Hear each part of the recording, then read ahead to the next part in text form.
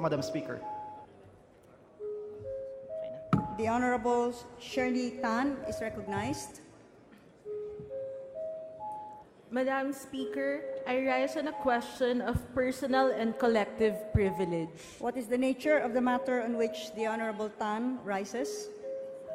To bring to the attention of this august chamber the unfortunate incident that happened within the premises of the House of the Representatives. The lady has 10 minutes.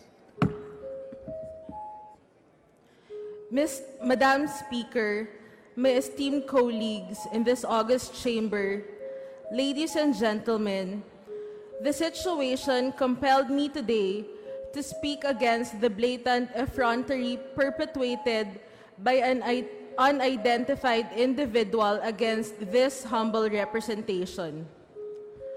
I will not be true to the mandate of my constituent if I will just sit idly, suffer in silence, and will not make known to the Filipino people this vain attempt against my person.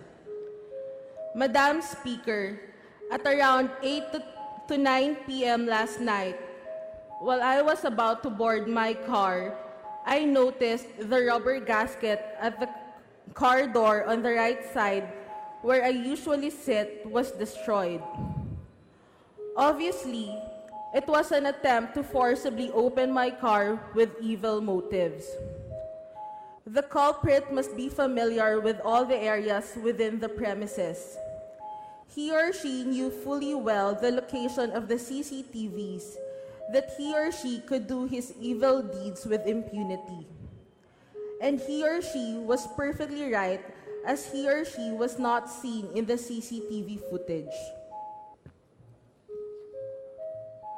The condemnable act occurred right here at the members' North Wing parking area of the hallowed ground of the House of Representatives, which is supposed to be one of the safest places in the country, even much safer than our homes.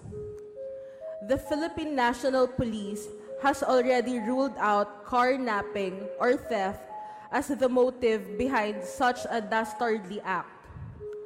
The culprit may have intended to embed or plant an improvised explosive under the front seat of my car where I usually sit. For what is then the other motive but to cause injury or death to the car owner, making each and every one of us here in the House of Representatives at risk and vulnerable.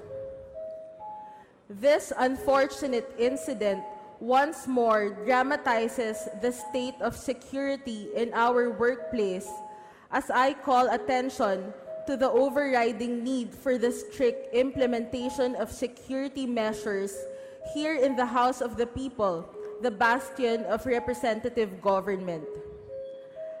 I vividly recall the infamous Batasan bombing, which killed 5 people, including Representative Wahab Akbar, and injured 12 people, including former Representative Pride Henry Teves.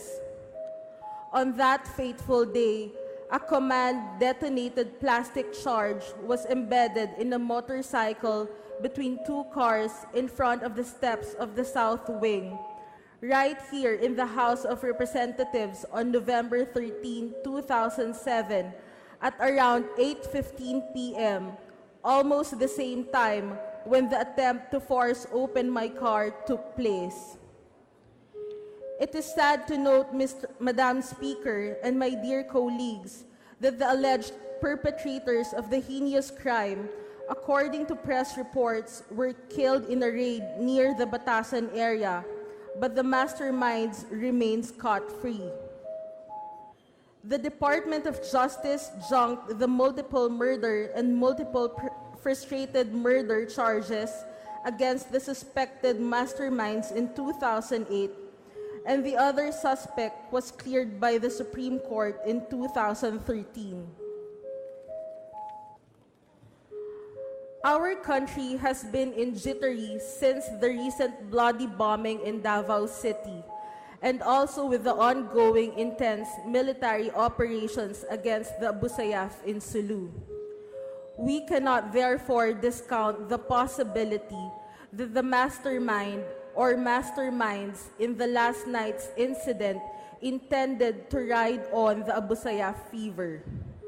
If they succeeded, they would just confuse the government investigators by pointing to the Abu Sayyaf as the perpetrators. At this juncture, Madam Speaker, we need to calm down our emotion as I try to avoid finger-pointing whom to blame and be held responsible. The cry for justice is undeniably something as basic as the right to life.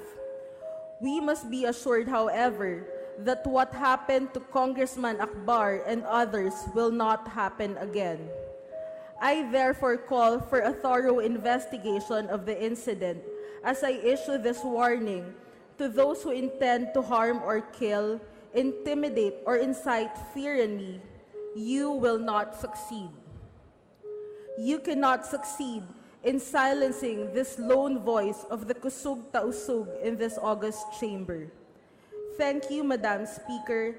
Thank you, my dear colleagues.